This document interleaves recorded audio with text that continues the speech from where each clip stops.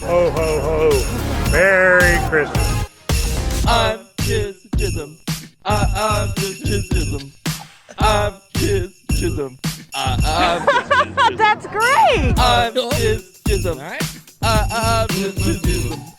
Ho, ho, ho. Merry Christmas. That's great!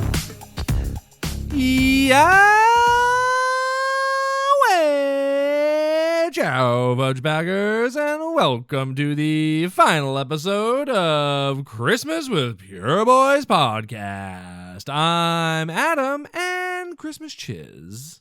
And I'm Steve with a capital C. And a Merry Christmas Chiz to you, Steve, even though it's after Christmas at this point. It is after Christmas. Nobody wants to hear anything about Christmas right now. People are really just kind of getting over Boxing Day and all the celebrations that entails. So we're sorry. We're sorry. Hey, get your Valentine's decorations out. It's time to start preparing for the Festival of Love, aka our 2-year anniversary.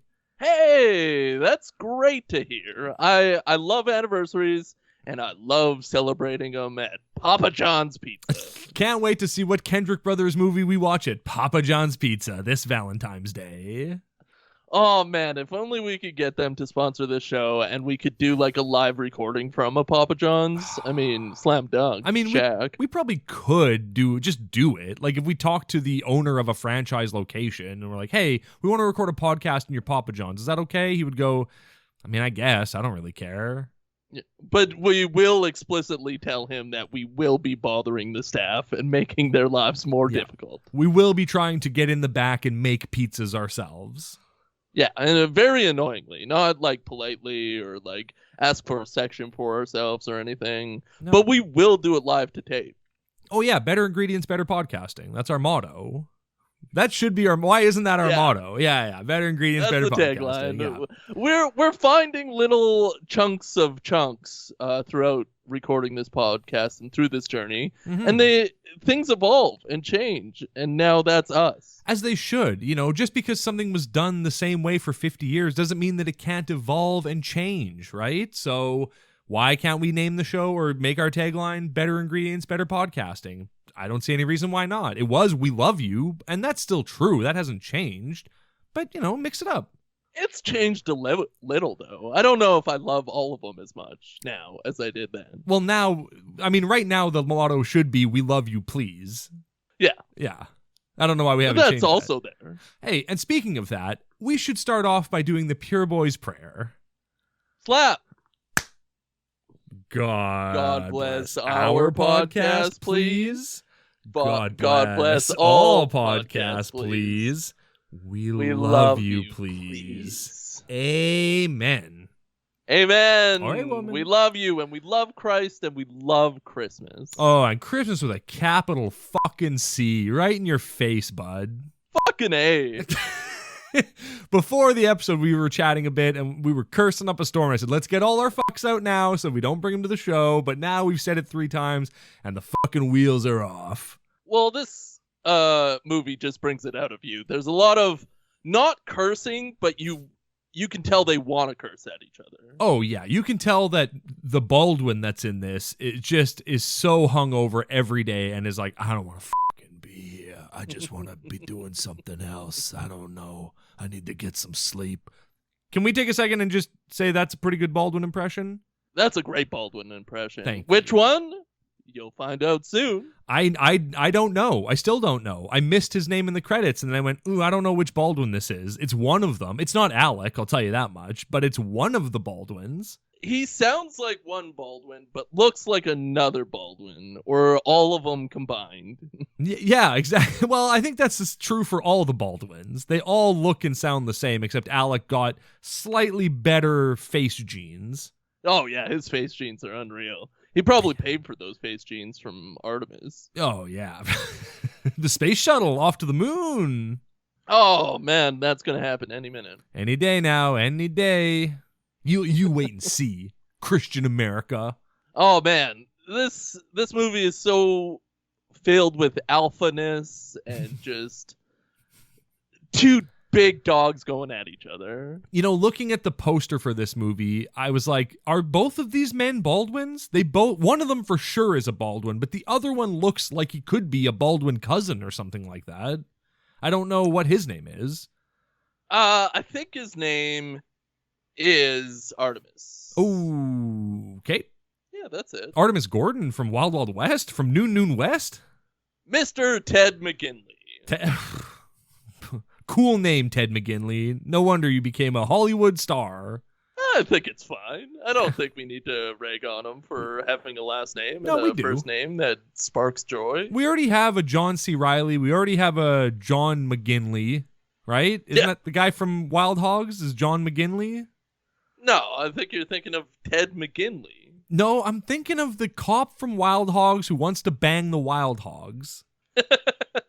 I would need to see the movie again. No, I can't. You've seen it 5 times in theaters. You can't, like, how do you not remember every aspect of it? You son of a bitch. I guess I just don't have a brain. Oh, you have a brain. Oh, maybe I'll be a real boy. Well, maybe when we watch Wild Hogs on this podcast, we can really dig into the meat and potatoes of it. If you see us reviewing Wild Hogs, you know it's the end. Yeah, that'll be the very last episode of Pure Boys, because we made a blood pact with each other in that we would see Wild Hogs as many times in theaters as we could, and then after that, we would never be allowed to watch it again. So if we do watch it again, something's gone terribly wrong in our lives. Although I think I bought you it on DVD for Christmas or your birthday one year. I definitely have the DVD downstairs. It's in my safe, and it will get opened when the world is coming to an end. It's in your will, and your cats will inherit it one day. Yes, definitely. And they'll watch it immediately. They don't care. They didn't make a pact. Well, I'm not going to die before cats have the ability to put DVDs into DVD players. And that's a stance I'll die. Wow, that's a bold prediction. We'll see if that comes true. I mean, out of all the animals, dogs and cats are going to evolve to attain speech and opposable thumbs. It's like they're just around us too much. Oh, yeah, absolutely. I mean, like, there's already videos of dogs saying I love you and stuff like that, doing the Pure Boy's prayer. So, yeah. I don't know. It's not unreasonable to think that you could teach a dog or cat to talk. And whomst knows what happens when we fall asleep. Right? At night. Yeah. I've seen The Secret Life of Pets. I haven't, but I've been to Universal Studios, and it's all over that place. Yeah, I've heard of The Secret Life of Pets. And there's that. Oh, you know what's... I mean, we talked about this for hours off air, but I'll tell you one thing. At Universal Studios, they love Despicable Me. Or Detestable Moi, if you're French. Detestable Moi? That's good. I like that a lot. It's better, right? Yeah. Like, I was at a movie theater and I saw they had it's when Detestable Moi Trois was out, and they had like popcorn buckets that said Detestable Moi, and I was like, that's a way better name. Oh my God. Yeah, it just rolls off the tongue like silky gravy. It's weird to think that Detestable Me 3 also works the same way as Detestable Moi Trois. It's just weird how those three, they both work. They both rhyme. It's weird. Well, there's this ever struggle to dominate the language. Like, is English better? Is Mandarin better? We should just combine every language and pick the best. Oh, Obviously, we call this movie Despicable Moi Trois. Detestable Moi Trois, yeah, for sure. Exactly. Yeah. It's and we probably keep a bunch of other words in English. Yeah, we should. Like, fucking shit. Like, there's lots of good English words. Yeah, cunt. Yeah, cunt with a capital C. Yeah. There's lots of great words in English is what we're trying to say here. But, we already do that in a certain sense, right? Like, how many times do I call you bubby or tell you that you're a mensch? Well, those are Yiddish words, right? So that's aping from another language. I wholeheartedly agree, but I want to force it. I want to cram it all together now. Whenever someone does something nice to me, I bow and I go, arigato gozaimasu. And they go, come on, man. That's a bad look for you. We should definitely keep that, though. I mean, yeah, it's a bit of a cultural appropriation type situation, but let's culturally appropriate everything. But I think that if you took the bow out, it would be not cultural appropriation. If you're just saying, oh, arigato gozaimasu, and you're taking your coffee, well, then that's fine. But if you're bowing deep so that you show reverence, that feels a little insensitive. I think what we really have to stop is people doing stuff with their eyes. So maybe You have to have a blank eye when you're bowing. Or to have a blank eye. Yeah, like no like sneaky, weird like eyebrow stuff. That's where you get into trouble. That is, yeah, that's where you're dabbling into James Bond getting becoming a Japanese man territory. Inappropriate. Oh, thanks, Junichiro. It's great. That you only live twice. Size neutral. Well, he didn't. But he should have. He did get surgery to make himself look more Japanese in that movie, which is buck wild. And also, what, did he just get surgery to make him look like James Bond again? Fine. You can have surgery to make you look anything, especially in the 70s. Oh, in the 70s? Everyone knew what Japanese was. Look at these. That's good. That's good podcasting. That's good for the last podcast of the year, that's good podcasting. Mm-hmm. It's going to give us at least 20 subscribers on YouTube. Oh, as it should. Oh, hey, brother. We passed the 300 mark on YouTube. I know. I almost not. I was so stoked about that. I mean, it's a slow but steady growth on YouTube. Yeah, the first year we got like 69 Nice. subscribers. Next year we got up to 300. Next year the world. No, next year the world. Now, is that translating into money? No, of course it's not. But we don't want money. well, we don't. Hey, we don't. If you're thinking of like sponsoring the show, just know we don't want your money. We'll promote your products, but we don't want your money. This is where I'm using reverse psychology. Oh, he's got me. I really want money. I don't want money. I'm not using reverse psychology. Yeah, we are winking at each other though, so a lot. Oh yeah, well, always. Yeah, always. Well, that's because I love you, bro. No, you know what? Yeah, we love you. I take that back. I don't love you, bro. I love you. Yeah, I love you too. Good. You should. Yeah. I deserve it. What's the number people can call and leave us voicemails? Do we have that? 669-6969. Oh, thank you. Tell us you love us. Go to speakpipe.com/pureboys. I think. Don't quote us on that. Or just go to our link tree, link.tree/pureboys, or just do whatever I don't care what you do. Do whatever you want. I feel like Linktree doesn't work. Sorry for the shade, Linktree, but when people say see a Linktree, Bro, you're link, killing us they're here. like, they get all flustered. They don't know what to do. They think it's a scam or something. That's true. It is. It does seem like a scam, but also like, how else am I supposed to promote my OnlyFans on Twitter? I can't post an OnlyFans link in our Twitter bio. I have to post a Linktree link that then links to a list that includes our OnlyFans link. That's all. It's simple. Thank you. Thank you for explaining it for everyone out there. I mean, we have an OnlyFans. We don't do anything with it, but maybe one day we will. Well, Yiz is on the back burner. I don't want to take pictures of my feet, so I think we're at a standstill. I mean, could we just like take pictures of penises from online and just post them on there? We could probably go to like a grocery store and just like ask the human race. Hey, that's an interesting project. Just asking dudes if we could take pictures of their penises. Feet. Oh, feet. Oh, yeah. We're on the same page. We'll go into the public washroom at the grocery store that they all have. Of course, we'll decorate it very nicely. We'll put up a very good backdrop, maybe like a picture of somebody's feet for inspiration. Sure. And then we'll sneak them in there or shove them in there somehow, and we'll get them to let us take pictures of their feet. A knife just gently poked into the back is a great way to motivate anyone to do anything or go anywhere. Yeah. You can't have enough knives, and they definitely should be poking out of the wall like somebody's stabbing from the other side. Oh, yeah. Did you notice that in this movie, when they went to the lawyer's office, like the one guy just had a knife, like the one, like the brother, the stupid brother, he just had a knife open in front of him on the table, and it's never addressed or anything. There's just a knife there.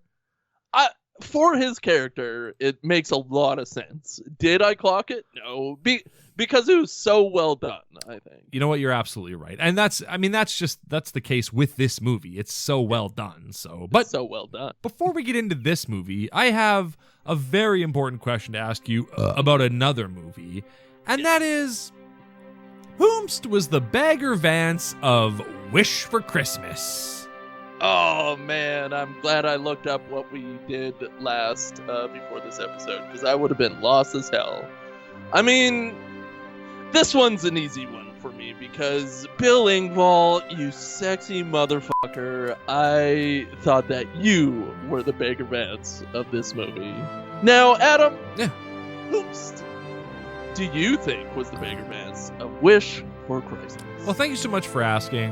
To me, the Bagger Vance of Wish for Christmas was Bill Engvall, you sexy motherfucker. Nothing better than a homeless Santa sleeping on a bench in a public square, making everyone sad. And we've all seen it. It's been done to death, but Yeah. he does it so expertly. I mean, I have a story about a homeless Santa, like a legitimate story. Okay. Yeah.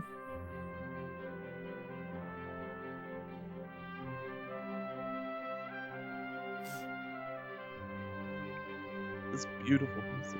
It is. Bagger Vance. It's great. Maybe this is John Williams? I don't think it is. Yeah, it's John Williams. Oh, yeah. When you go to the John Williams, like, hey, we're going to play all the themes from his show with the orchestra, they always start with Bagger Vance. Well, the crowd's in a frenzy. Oh, Wish yeah. for Christmas.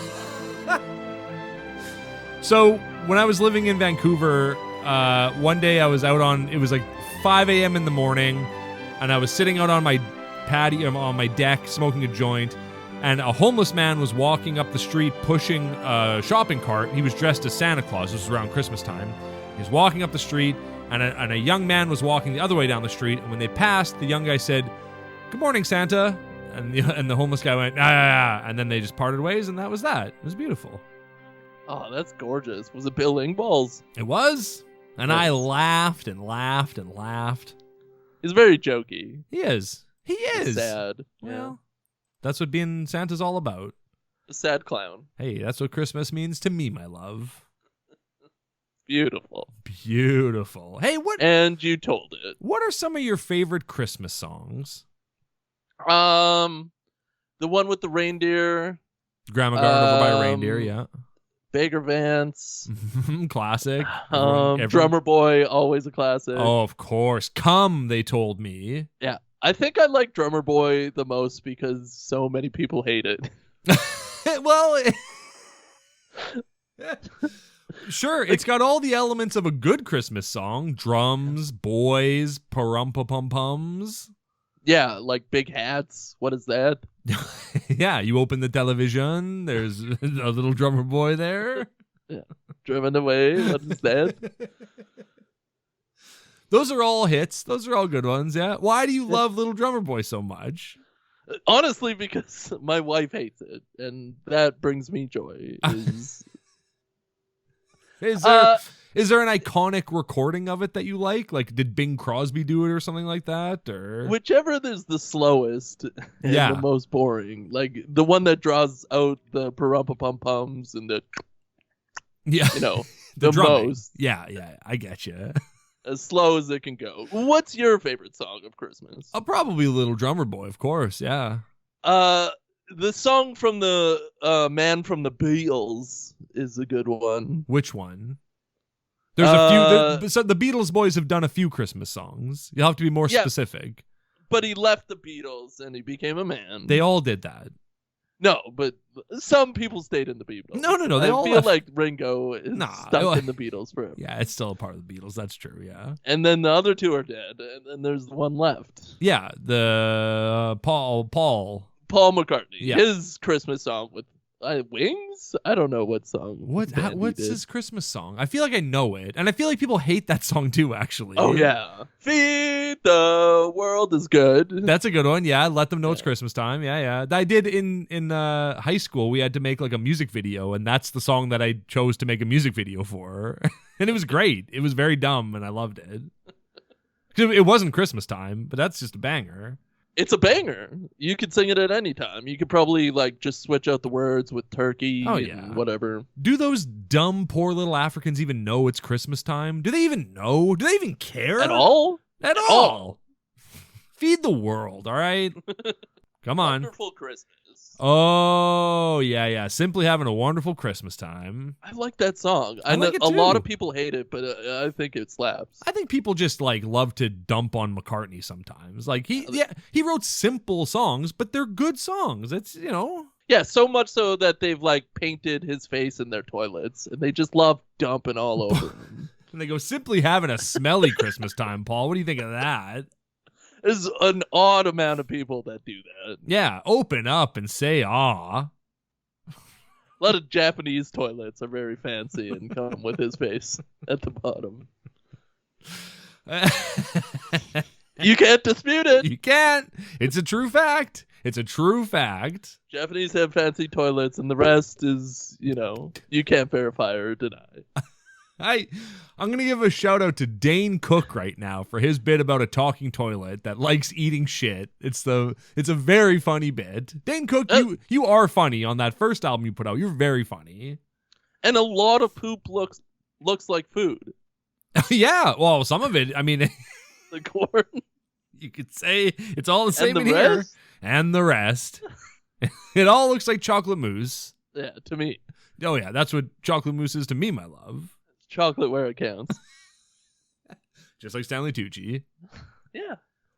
Hey, that's nice. That is nice, yeah. God, I wish the Tucci made some Christmas movies. Well, He's too focused on Italian food. That's He's done. Like, he's not going to come out with anything new. I mean, I'd love for him to be back, to return to the Transformers franchise. That'd be nice.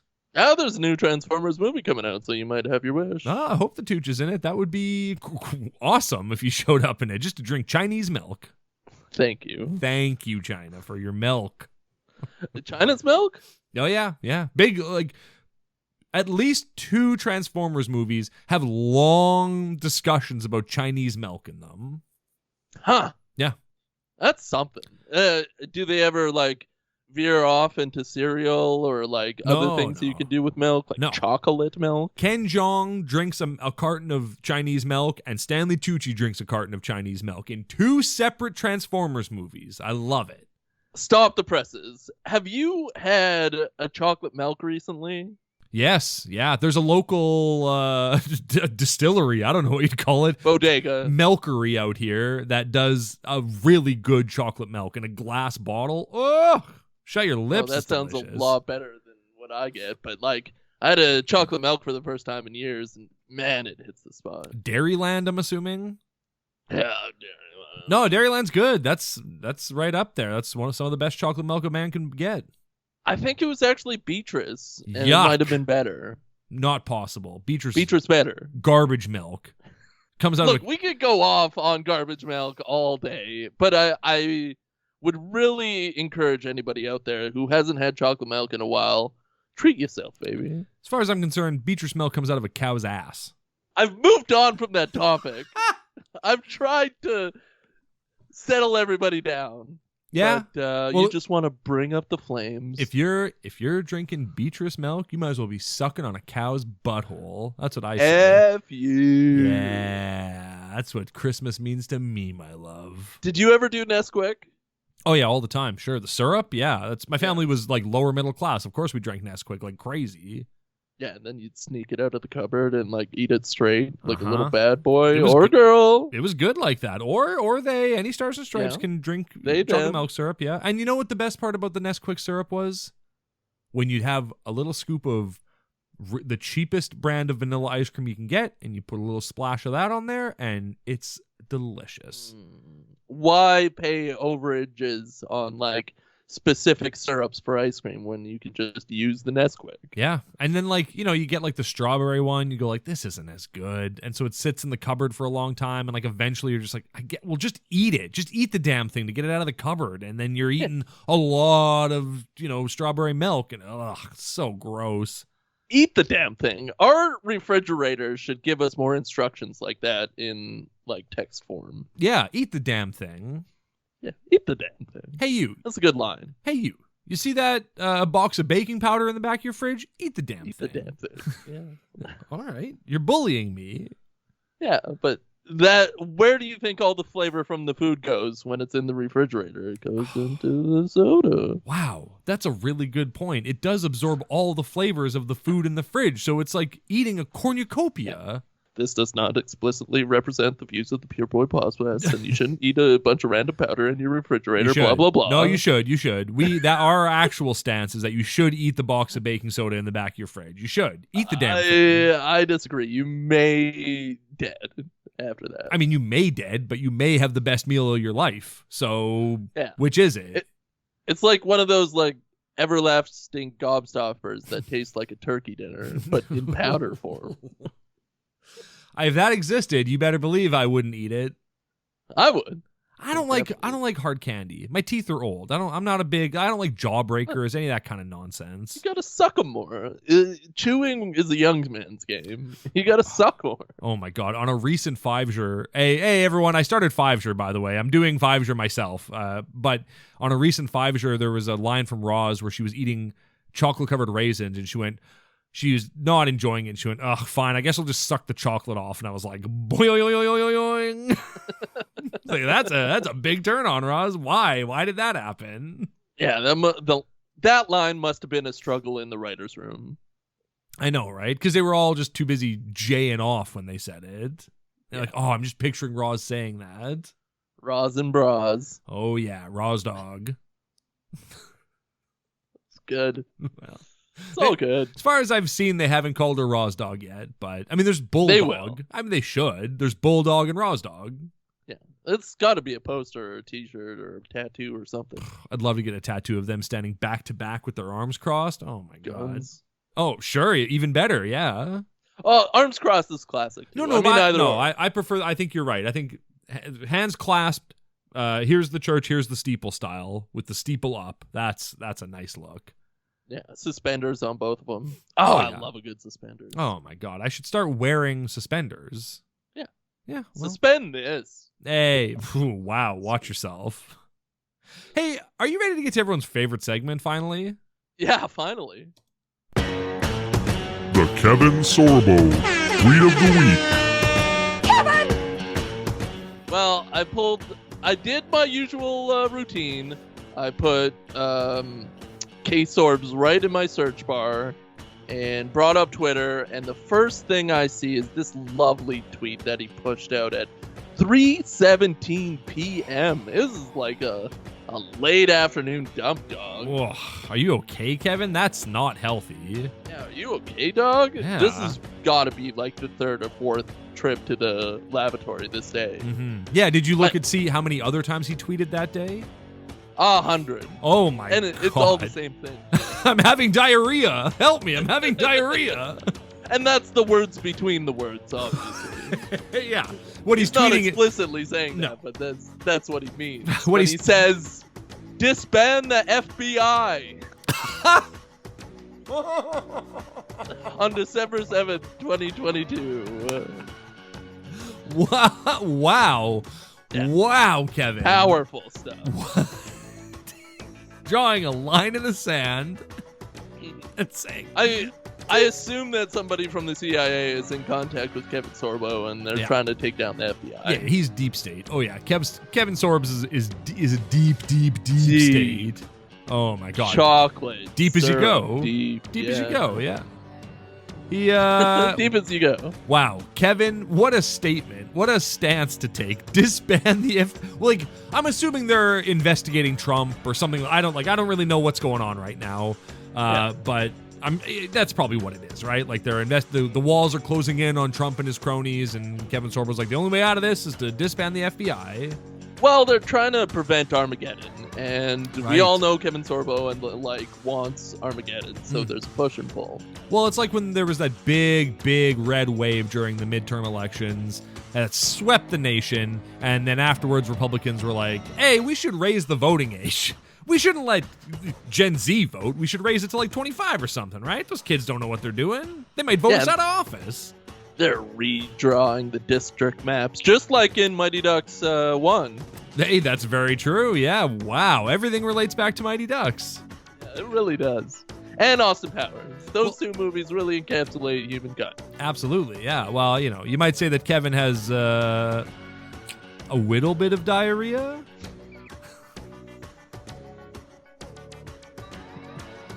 Good stuff. A whittle, yeah. A whittle. Well, good luck, Kevin. Yeah, I think he's got it. I think he's going to do it. I think he's going to run for president. Now that there's, like, real ownership of Twitter and not all this gatekeeping, we're going to finally see the true Kevin Sorbo. Yeah, mask off, baby. I can't wait for West Sorbo 2024. That's going to be a hell of a ticket. California. Oh, well, not anymore. He's in Texas. Yeah, they're going to, like, put California into the ocean, and it'll connect with Hawaii, and then, and then become the third largest country in terms of financial success in the world, which it currently is, if you looked at their GDP and other words. 100 million people in California. 100 million, yep. 100 million people see it my way now, all right? Hey, let's God. Let's get into Christmas with a capital C, a.k.a. Don't Trust the C in Apartment 23. Hey! Hey, cunt. You definitely have to bleep some of that. I'll bleep the U. I'll bleep the in it. Yeah, of course. I'll put my favorite thing to do when censoring the show is putting the thinnest sliver of censor in the middle of the word, just so it's it's censored. Don't even worry about it. But most of the word's still there. Don't worry. Well, it's our little wink to you, the listener. We love you. We're winking right now. We love you, please. We love you, please. What did you think of Christmas with a capital C? I felt like this. I mean, I kind of expressed my views earlier that I thought this was about two big alpha dogs in small town America fighting over Christian freedom. Alaska? Yeah, the Alaska, the 49th state. Alaska? Hardly knew ya. Basically, the Canada of America. True, yeah. Those cowards. Well, I think this movie starts out beautifully. The title card for A Christmas with a capital C, the Christmas red font that everybody knows and loves, and then Soaked transitions into beautiful mountain vistas. Well, and just the blood drains off the font, and then you see the beautiful mountain vista. You see the shadow of the airplane they're filming from as they fly over the mountains. It's beautiful. Pureflix original. Well, Pureflix original. Everything is mostly shadows. And I don't think this was a Pureflix original. There's no way. This had to have been made for modern TV. I don't think so. I think this is a Pureflix original. Well, it says Pureflix original, but I'm reading the lines between the lines. But I think 20th Century Fox actually financed it. F you. I guess what? I'm the C in Apartment 23, all right? That's good. It's not bad, yeah. We got, okay. First of all, let's rip the Band-Aid off. Did you recognize the brother? Do you know who the brother is in this movie? Well, I did look it up, but I did recognize that he was a very familiar comedic voice that is prominent in the Christian community and Pureflix star. John Lovitz. Just kidding. It's not John Lovitz. It's Mr. Brad Stine. Yeah, it's Run On's Brad Stine. It's Run On. For a long time. I was so happy to see this absolute lunatic on the big screen. Yeah, I think this was the movie that ended his working relationship with David A.R. White. That's my theory, because if you look at his filmography, it goes Marriage Retreat, which I don't remember him in that. Who is he in that? I don't know, probably a young boy or something. Yeah, like I don't it says he's in there, but I don't, but we also watched Marriage Retreat before Run On, so we didn't really have the context of Brad Stine at the time. But Marriage Retreat, Run On for a long time, Run On Duckin' and Dodgin', and then this movie, and then like nothing with Pureflix after that. I have to agree. You have to. Something about his portrayal in this movie that is a normal character and like he says normal things within the context of the movie. Okay. But something is just completely unhinged in the back of his mind. And you see all of it somehow. Oh, yeah. There's moments where he is like unhinged, standing on a table ranting at people, and then like about Christmas and about saying happy holidays as opposed to Merry Christmas. And then there's other times where he's like, hey, coffee shop owner, maybe we could go on a date. And she was like, you were just standing on my table screaming at people about Merry Christmas versus Happy Holidays. I'm not that desperate. I don't want to date the town crazy. And that's who you are, bro. You're the mayor's brother, and that's why anyone bothers with your shit. But you're a lunatic.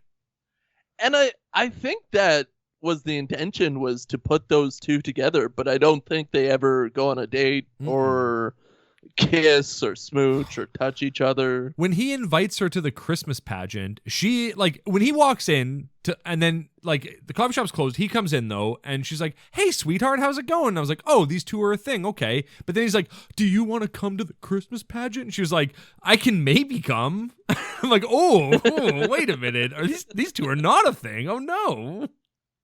I think that's just her real personality. Like, she stopped acting at that moment and was like, I can't do this. Right. It's like how Keanu Reeves and Winona Ryder actually got married in Bram Stoker's Dracula. She was like, if I say yes to this, he's going to think it's a real date, and I can't have that in my world. I need to let that go. Yeah, like, everybody is acting in this movie, but Brad Stine is, like, living in this movie. Yeah. Like, this is his moment to shine. He wants to be like the Robin Williams of Christian cinema. Wow. That is such a perfect description of Brad Stine. Kudos. That's amazing, man. Yes, he wants nothing more than to be thought of as the Robin Williams of Christian cinema. God, man, that's really good. And after this, he got no other opportunities to do that. All the rest of his roles are like tiny little roles in nothing movies. So he really blew it on this one, I guess. Oh, he blew it all over. He is just insane. He's an insane man. He looks like pure evil is in his eyes when he's saying everything. That hasn't changed. We've watched some of his stuff that's on YouTube. He's becoming like an Alex Jones type character where he's just like ranting and screaming about like, the persecution of the Christians. It's like, bud, calm down. Take a deep breath and just don't use it to spit vitriol. I searched Brad Stine, as I'm sure you did. Always. And the first thing that comes up are YouTube videos that have been posted recently. Right. And it's like, this guy wants to be Alex Jones. 100%. He used to want to be another person, and now he wants to be Alex Jones. It's like the big microphone and the green screen backdrop, and like he's just got everything, but he can't pull that off, I guess. I guess not. I don't know. I guess he's not unhinged enough. I'm not sure. But if anything, he should just make a show called Win Brad Stine's Money, and then I would support him if he just did that. That would be amazing. Him as a host of a game show might even be more ludicrous than him acting in a Christian movie. Like, I don't know if I could stand that much Brad Stine. I would love that. I'm here for it. You know what? Hashtag make Brad Stine the new host of Family Feud. That's a long hashtag, but I think we could get it trending. Yeah, well, you could just come up with Christian Feud, put it on PureFlix, and have Brad Stine host it. Oh my God. Call it Family Christian, please. Yeah, Family Christian Feud. Because Feud is we'll just... whisper Feud.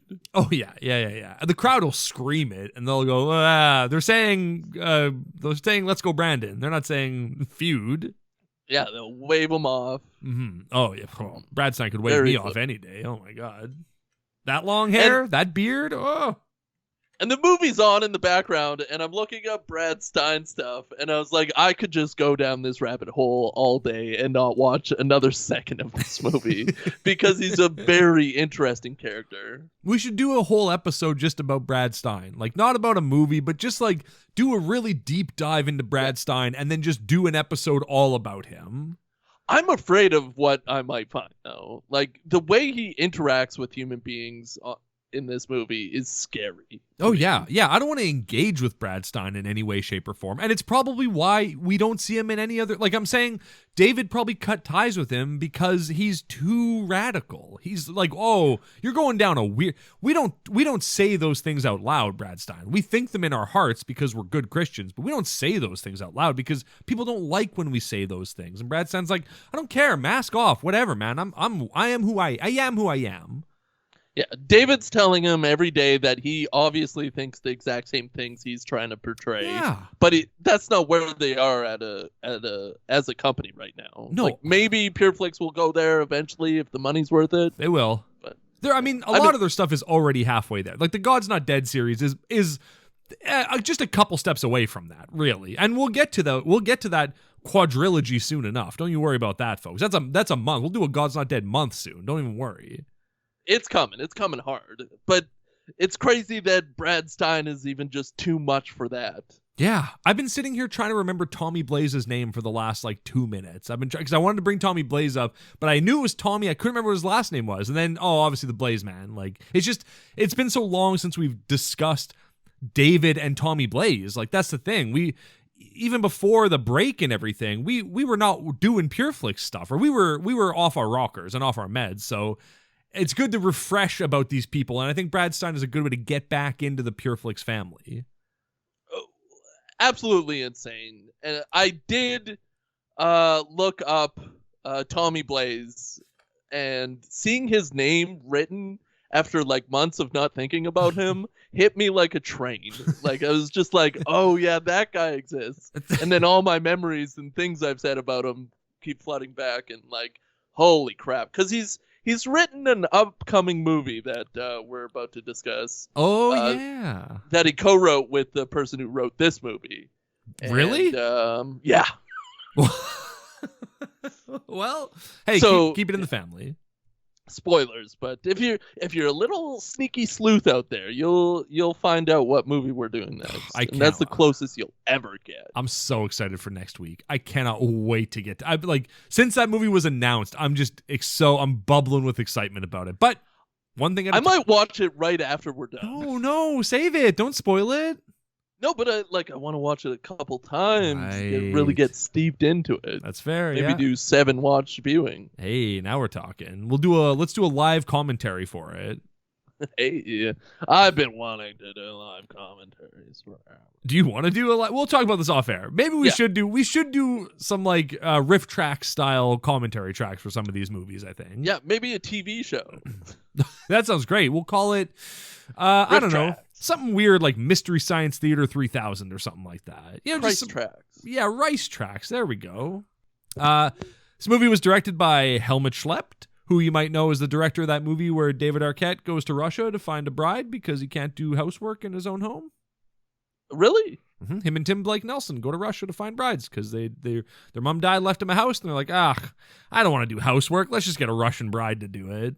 That's a great idea. You could just buy humans.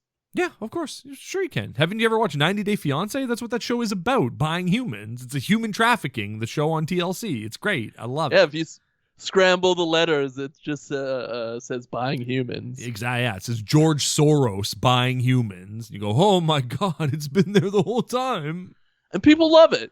Oh, yeah. My wife loves it. She loves it to bits. And she tries, and these shows in true crime just never sit well with me. They always make me feel bad in my stomach, so I watch it. Yeah, well, it's the worst of humanity come on screen.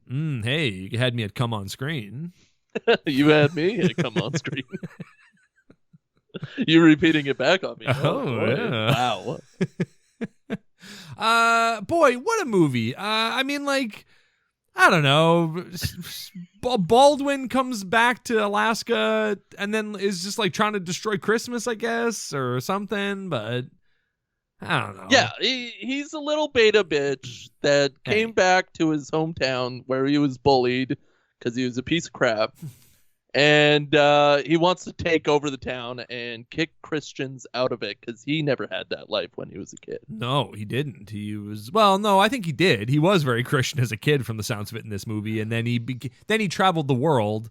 And that's one of my favorite lines in the movie when the mayor goes talking to his wife and he goes, Geez, do you think that if I left this podunk little buttfuck town in the middle of nowhere and traveled the world and actually met other people and saw other cultures, that I might lose my faith? And I was like, yeah, man, that's what happens. That's what happens. Dude. Yeah. When you explore and realize that we're all kind of similar and we're all striving in this same world to just like live and be happy. Yeah. Regardless of religion or race or something, it really puts things in perspective. Yeah. But that's a dumb thing. And everyone's got their own thing they believe, and yours isn't any more right or valid than anyone else's. It's all the same in the end. It's all all a big soup. It's all chicken soup for the soul. Beautiful. Is that what that book's about? Yeah. Just the first one. The rest of them, I don't know. Yeah. For the dog the lover's next soul? one takes a hard right turn. Yeah, exactly. Yeah. More like a chowder. Hey, ooh, yum. Chicken chowder for for somebody's soul. I don't know. Not yours. No. Is the reason why you got into reading while you were a teenager because girls were reading those books? The vampire books? No. Yeah, of course. No, what? I got into reading because of Reader's Digest, of course. Well, yeah, we all started there, where they're strewn across the doctor's waiting room. So you look at the yucks, and then you start reading the stories and learn about life. Exactly, yeah. It's between that and my dad's collection of Herman comics and Garfield comics, that's why I started reading. That's interesting. Yeah, was your dad into Herman? No, he hated Herman Cain. That's who you're talking about, right? Yeah, I'm talking about Herman Cain. All of his great works. Yeah, famous Republican Herman Cain. I think about a Herman comic not daily, but more often than not. And it's a comic. It's Herman, whatever. It's a comic. It's a one panel, and it's a man holding a sign that says KEY space POUT, and the caption is Herman pointing at it, going, "It's supposed to say keep out." And that lives rent-free in my brain. It's the only Herman comic I remember, but I don't know why it stays with me. I love a good pun, I guess. Wordplay. It's perfect wordplay, and probably the basis for Charlie's character not knowing how to read or spell in It's Always Sunny. True. Did you do the thing I texted you about yesterday? I don't think so, no. Where I told you to say that thing out loud to see how good it is, and you didn't? I don't think so, no. What did I say? It was something about... Keep out? No, it wasn't keep out. Oh, that's what it was. Out? I had some ice melter in my shed, and I was just looking at it going, ice melter rotten, baby, yeah. I said it in my head, and it made sense. Ice melter. Good. Ice melter. Yeah, and I smelt her. I smelt her, baby. Yeah. Yeah. Yeah. Everything leads back to Mighty Ducks or Austin Powers. I shaked her rotten, baby. Yeah. I shaked her rotten, and I heard that when I was a kid and laughed at it. Yeah, because it's I had funny. no idea what it meant. Well, her name was a lot of vagina. Of course you're going to shag her rotten, baby. Yeah. Rotten? Have you ever shagged anybody rotten? Because I have. Not rotten. Like, cooled. A chilled corpse, but not rotten. They get colder when you're using friction? I would assume. I mean, I don't know how you shag someone rotten. Rotten? Well, you have to turn their insides out, and they have to bake in the sun. Oh, need some lipstick grip. Yeah, I know what you mean. Yeah. Yeah. You know what I mean. Yeah, of course. Boots with the fur. I know what you mean. So Stinky Baldwin's taking the Christ out of this town. Yeah. Taking down signs, pushing elderly people over and telling them to not believe in Santa Claus. No, not believe in Jesus. Yeah, that's true. That's true. His issue is that the mayor is putting up a nativity scene outside of City Hall, and rightfully he goes, "Yeah, you can't do that. Like this isn't like you have to be impartial. Whatever your views are, you can't force them on the community. You can put up a Christmas display, but it can't be Jesus Christmas. It can just be Christmas. Or you put up a Jesus display and then other religions as well. Kwanzaa, the Jewish one, all the religions. Kwanzaa, every type of building you want to put up. Yeah. And the mayor is like, "You're ruining my life right now, pal. You're ruining my life." I mean, at the heart of it, his real issue is that his arch nemesis from high school married and banged a lot the girl that he wanted to bang a lot. Yeah, he shagged her rotten as far as I'm concerned. He shagged her rotten? The mayor? Yeah, he shagged her rotten. Hey, grabs him by the collar. And... Welcome back. By the way, that woman you loved, I shagged her rotten, baby. Yeah. Yeah. And Baldwin's like, what do you mean? It's, take down that nativity scene.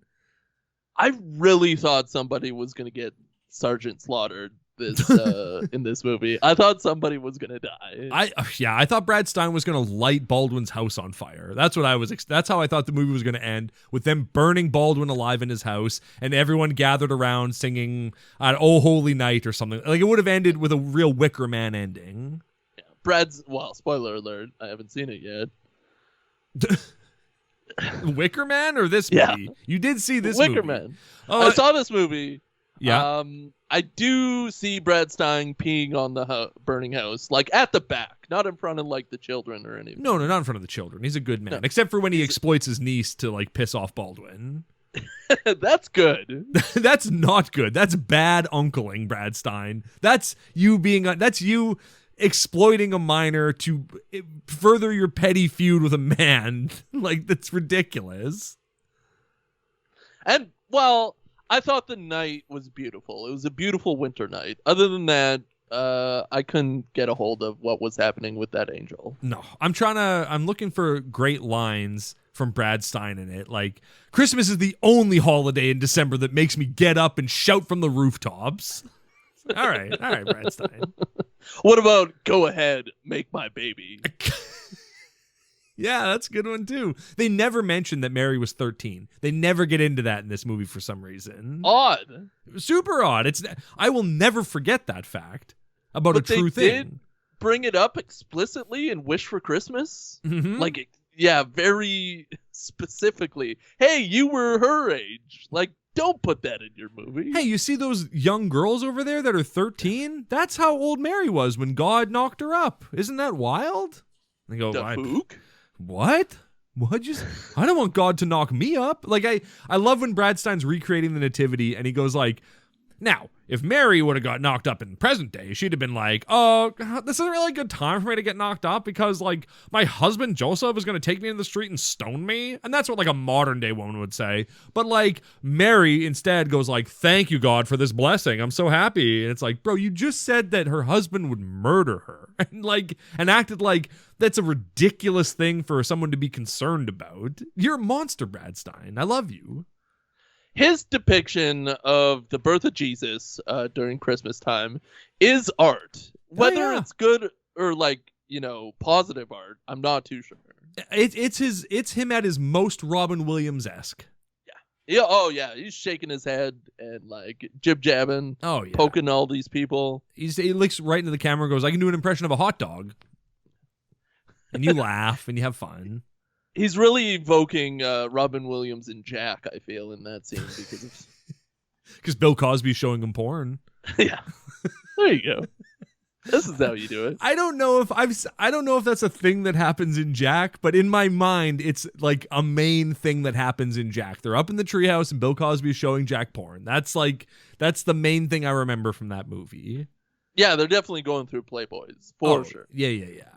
We give the gift of Jesus with humility and grace. Also, we need to destroy Baldwin. Destroy. They go so far as to go to his lawyer's office in another town, I'm assuming. Like, giddily. They find out that he's fallen on hard times and, like, that he left the law firm that he was from, and Mayor and Brad Stine are like, let's get in our plane and fly to his office. They're licking their chops at destroying this man's life. Yeah, these are the heroes of the movie, and they just can't wait to go gossip about Baldwin. But they get a real smack in the face of truth, and that he's a good man. Oh, yeah, super funny when they get there, and they're just like, Brad Stine takes his knife out, puts it on the table, and they're so excited to be there, and the guy goes, oh, yeah, he was a great guy. I need to know more about this investment that Baldwin put all his money into that caused him to lose everything, including his job. How did that happen? In business is very fickle. You make one small stroke that's incorrect, and your life's ruined. I And mean- it probably was some like bullcrap secretary that like effed somebody wrong. Oh, yeah. See, I fully expected that we would find out that the investment was in like a church or something like that. And that's why he's hating on religion so much, that he feels like screwed by religion or something like that. But no, he's just being a jerk because he's upset with himself and he's lashing out. That's all it is. Is that how you make money? Is investing in churches? No, they make buku bucks, my bud. They just like money hand over. People just give them money every week. Poor people who can barely make it by give money to the church. Yeah, those aren't sad commercials at all. What are we supposed to do? Put up a menorah? Put up a Kwanzaa? I don't even know what that symbol is. Where does it end? Probably there. Yeah, I guess so. Those are the two other holidays at the time. I don't think I saw like a minority, Go on. a non-white.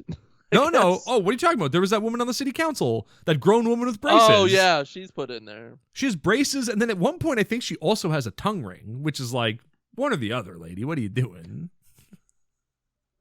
So is braces an aesthetic choice now? I think Do people so. just put them in? I think so. I think like some people just have braces as an aesthetic choice. Oh, that's cool. Yeah. Ish. They suck. They like don't do them for the aesthetics. They suck. I've had them. They're not fun. Yeah, I would never do anything to my nipples. Well, I would. I don't like them touched. I don't like them suckled. I certainly don't want a metal rod to go through. No. I love in this movie when it must be William Baldwin, right? I keep wanting to say William Baldwin, so that must be which Baldwin it is. I think so. I think you're right. So when Baldwin is like, you have to take down the nativity scene, and they're like, oh, okay, fine, I guess we will. Or you can't put up the nativity scene. And also, like, yeah, we got to be inclusive. And they're like, fine, we'll take down the Merry Christmas banner and put up a Happy Holidays banner.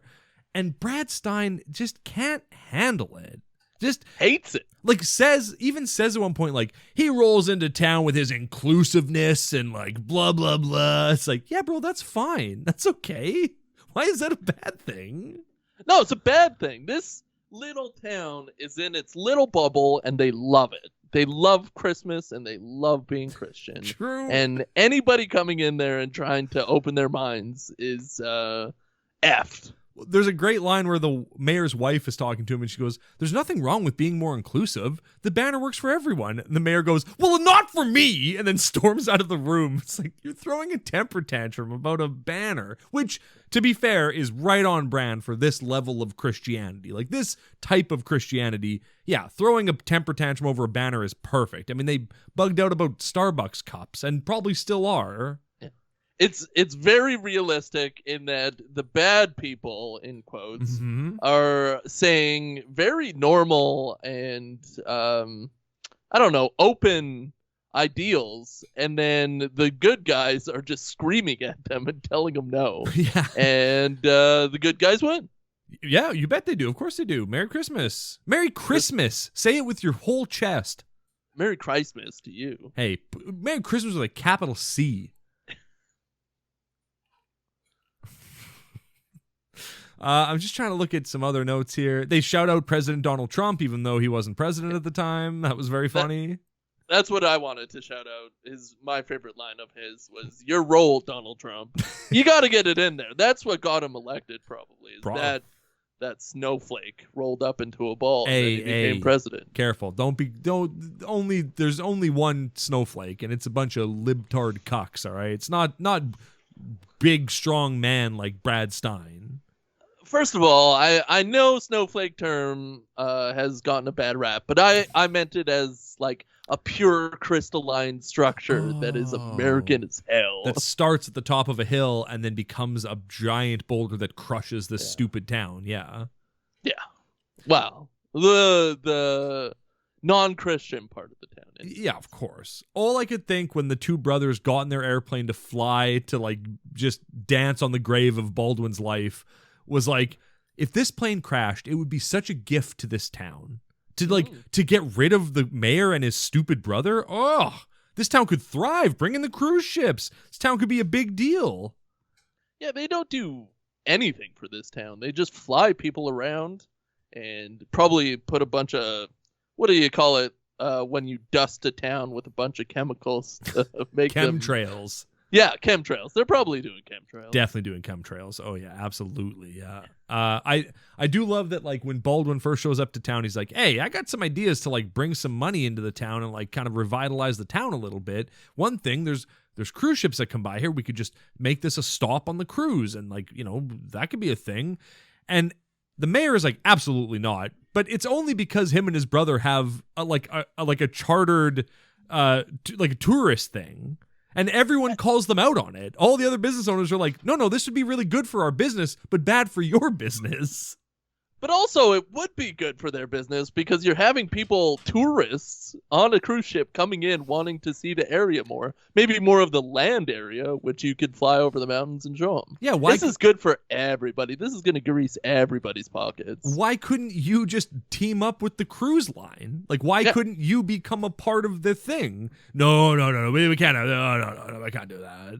Also, get a helicopter. You could probably land on the cruise ship if you had a helicopter. For real. Who cares about flying in a little single-engine prop plane? No thanks. Give me a helicopter, brah. Yeah. The more rotators, the better. Oh, that's what they call them, rotators. The rotators, yeah. And I love that, like, at the end when Baldwin is, like, at his lowest and everyone's there, like, to give him money and, like, I don't know, TVs and stuff. I don't know what they're doing, but he's just like, how the cruise ship deal fell through. Like, I'm so sad about that. But then at the end, he goes, "Nah, it didn't. It's fine. The cruise ship's back. We're doing the cruise again." It fell through, but it didn't. Mm-hmm. So everything's good. Everything's gonna be great now. Yeah. He should. Why doesn't every movie have that line? It's so good. It's the perfect line in every movie. It just buttons and pulls everything together that you want in a movie, and it tells the audience what to think. And that's the best part of it. Here, let's play a fun game. You name a movie, and I'll tell you where everything's going to be great now would fit into that movie.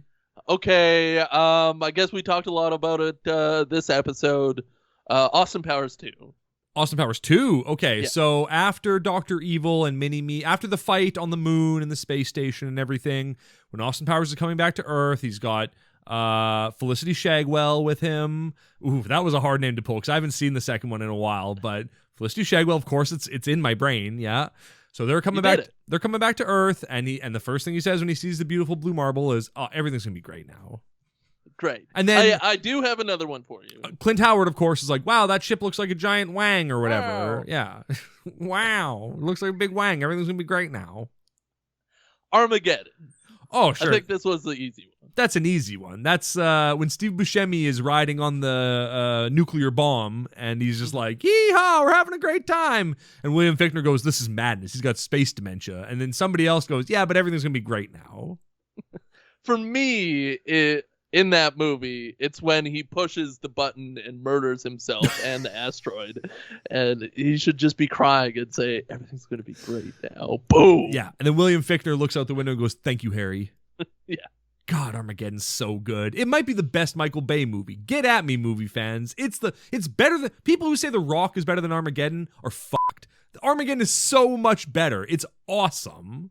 And despite what you think of the movie, it's probably the movie where you could put the most amount of "everything's going to be great now" and it'll work flawlessly. Oh yeah, like actually, you know the perfect spot for "everything's going to be great now"? Where you put it would be perfect as well. But when all hope is lost and they're standing on the asteroid, the gas pocket has exploded and launched their driller into space, killing the fat guy who got the mom tattoo on his shoulder.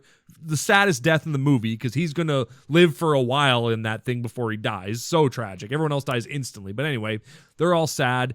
Bruce Willis picks up a handful of dirt and he's just like looking at the Earth and the asteroid, and they're all like, "We're doomed." And then all of a sudden you hear a little crackle on the radio. And Ben Affleck's voice is there, and he goes, "Hey, Harry, you got some, hey, Harry." And Harry goes, "Ben Affleck, I got 5 words for you. Everything's going to be great now." And then Ben Affleck goes, "That's 6. And you go, "Well, no, it's 5, but that's fine. Good to see you." And then they roll up in the new driller and you see everything's going to be great now. That's excellent. I think both of yours are absolutely excellent. I have one more. Sure. It doesn't really qualify because the scene would have to go on a little further, like it's cut. It's when he has the animal cracker and he's going along her belly. Sure, yeah. And like the scene is supposed to go a couple minutes longer where he like sticks his hand and the animal cracker down her skirt. Of course. And then he starts, you know. Yeah, he sticks an animal cracker in her pussy, yeah. It's going to be great now. And Steve Buscemi's watching, going like, I taught her how to put in a tampon. I didn't teach her. I didn't show her how. I told her how, Harry. Gross. Hey, they call him Rockhound because he's horny, all right? Gross. None of these guys want to pay taxes again. Ever. Yeah. Everything's going to be great now. Bear wants to stay at the White Horse. White Horse? White House. White House. Yeah, miswriting is the best comic gag ever. Oh, yeah. Yeah. What a movie. I think we never have to do it on the show. I think we covered it. I mean, I could probably go line for line in that whole movie. I watched it a lot in school. Like, we watched a lot of Armageddon. It's a good one. This is one order you shouldn't follow, and you fucking know it. They bleep that out. Or, like, my do. teacher would bang their desk when they would swear. From the back of the room, your teacher went, "Ah!" Yeah!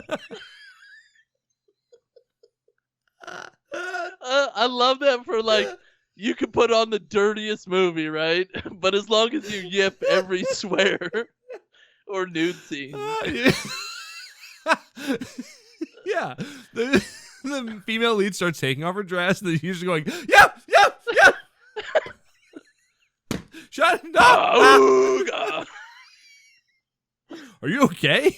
Like a foghorn. Mrs. Jansen, are you okay? Yeah. Yeah, well, she gets to express herself, Mrs. Johnson, of course. Of course. We love you, Mrs. Johnson. And kids get to watch a good movie that'll teach them a lot Yeah. without seeing the bad stuff. They get to watch Armageddon. Yep. Yeah. This is one order you shouldn't follow, and you know it. That's good. It's really good, yeah. God, I love Armageddon. A lot of pie made it up here tonight. All right, well, calm down, Mrs. Mayor's wife. We know there's a lot of chicks here for Baldwin. Yeah, this movie's good. This movie's great. This movie's right up there with Armageddon as my favorite movies. More like Armageddon it on. Oh, hey, that's a Def Leppard song, I think. I don't think so. Well, I think so. Well, I don't know. Whatever. Jesus wins. Baldwin says Merry Christmas. Jesus wins. The end. Everybody in the town gets to see how broken of a man Baldwin is by going into his house. So funny that the whole town shows up. He literally lives in a giant house. He had to sell all the furniture and stuff out of it because he was broke, and he sold all his grandma's antiques and everything like that. And then, so he's sleeping on a leather couch with like a comforter, with an empty pizza box by a fireplace that has a stack of logs next to it, but no logs in the fire. And he's just freezing cold. And it's like, start a fire. What do you burn the pizza box or something? And he's the most depressed man ever. And then the whole town shows up and goes, it's cold. Can we come in? And what he should have said was, it's literally no warmer inside. It's the same temperature inside. It's so cold inside my house. Yeah, let's just stay out here and get a bonfire going. Yeah, let's get a stew going. And Brad Stine's like, I've already lit the house on fire. Let's just burn the house down. Then we'll be nice and warm. Why didn't they burn one single house in this movie? It's absolutely ridiculous. The fact that Brad Stine had a knife out at the lawyer's office says everything about his character. I'm going to have to go back and make sure that that is correct. Because if you just saw a knife in front of him, that's effed up. Well, it is. It's a knife in front, just sitting right in front of him, open, a switchblade. But if you projected that onto that character, that would be effed up. Oh, it would be, yeah. But fortunately, I'm not. I'm telling the true. We'll see. Well, I guess we will see. Yep. Mm-hmm. Hey, did you know that this movie was based on a hit song? I did not. Yeah, it's at the very end of the movie after Baldwin agrees to help them put up the ugliest nativity scene I've ever seen. He goes, famously after these movies, once it fades to black, I dump water on myself to cool myself off from the vigorous entertainment that I just watched, so I didn't see anything. Oh, well, there's a little title card that comes up that says, based on the hit song Christmas with a capital C by Go Fish. And I went, I'm pretty familiar with Christmas songs, and I've never heard of this Christmas song. And Go Fish? I mean, what a band name to have an attachment to this Christian movie. I mean, I've heard of Go West, but not Go Fish. Yeah. I heard of Go Fuck Yourself, but Go Fish? Way funnier name for the band. Christmas with a capital C by Go Fuck Yourself. Oh, almost got a spit take out of Almost there. had a spit take. It was very close, and then I realized all the electronics around me, and that was probably not going to be a good idea. Listeners, one day I will get a legitimate spit take out of Steve. One day. It'll happen. You'll hear it, hopefully. By God, yeah. Yeah. And don't worry, listeners. We're going to play that full song at the end of the episode. Who gives a shit about copyright? We're not making money off this show. We're just going to play the full song, so you'll get to hear it. But first, I need to know, Steve, what did you think of Christmas with a capital C? Well, on a scale of 0 to can Christians eat pork? Oh my God. Oh my God. Wait, before you answer that, I can't believe we forgot that segment. Hey, Steve, based on this movie, can Christians eat pork? We are supposed to do it at the end, and that is how we're evaluating movies from now on. It's on a scale from 0 to can Christians eat pork. What a relief. I don't remember any of the dinner scenes. I didn't remember about this whole can Christians eat pork thing until the end of the movie. But they're definitely in a town. They don't talk about pigs, so I don't know if Christians can eat pork based on this movie, so I gotta give it no. Not in this one. She does say she makes a mean stromboli. Ooh, but is that pork? I think that's specifically. beef. It could be. I don't know. Stromboli is like noodles and sauce, and I think it's beef though, right? It's like egg noodles and beef. I don't know. Beef, yeah. Beef. And like cookies are made, but that's maybe some pork fat. Yeah, maybe some lard. Yeah. Yeah, some lard. Pork lard. You need lard for those cookies to grease them. But as far as I'm concerned, it's not definitive from this movie. Yeah, and I have to agree with you. We never see anyone eat bacon or anything like that. We see someone eat baking, but not bacon. Oh, that's good. Thank you. Damn, what a disappointment that we still haven't found an answer to can Christians eat pork. And until we do, we're just going to keep doing this show. So I guess stay tuned. You know what? I'm glad that we are saving it to the end, because that is the right time to discuss it, because it is the perfect kind of wrap up for the whole thing. So yeah. And it's what we want to know out of Christianity and these movies is can Christians eat pork? And until we find out, or if we do find out, we'll still evaluate every movie like this. Of course, yeah. Well, beautiful. What a wonderful place to end things. Christmas with a capital C, 2011. What a treat. So until next time, I love you. I love you. We love you, please. I remember when people used to say things like Merry Christmas to each other. Everybody said, Merry Christmas! Hey, Merry Christmas to you, Mr. Lowenstein. Jewish, right? You know why? Because it wasn't about a religion. It was about something as a culture we thought was so valuable that we'd all do it together, even if I disagreed with the religion behind it, because it was good for all of us instead of just me. But what do people say now? Happy holidays. See, I just say happy holidays because I don't want to say Christmas because you don't believe in Christmas, because I don't want to offend you. It's called Christmas.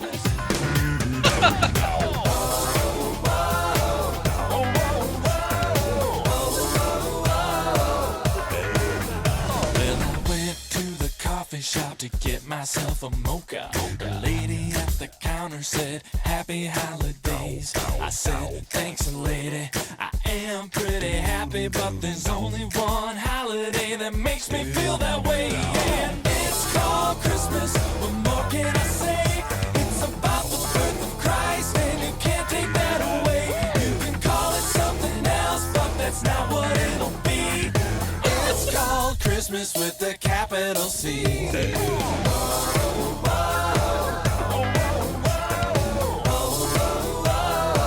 song's 4 minutes long. God's got Not long a law, enough. and we've pretty much destroyed it. We're gonna get judged, there's no way to avoid it. But Jesus came down to take the punishment for me. He did it for you too, so now maybe you can see why it's called Christmas. What more can I say? Great music for kids. About the birth of Christ, and you can't take that away. You can call it something else, but that's not what it'll be. It's called Christmas with a capital C. Don't trust the sea in apartment 23. This has so many music genres. Like, It's called Christmas.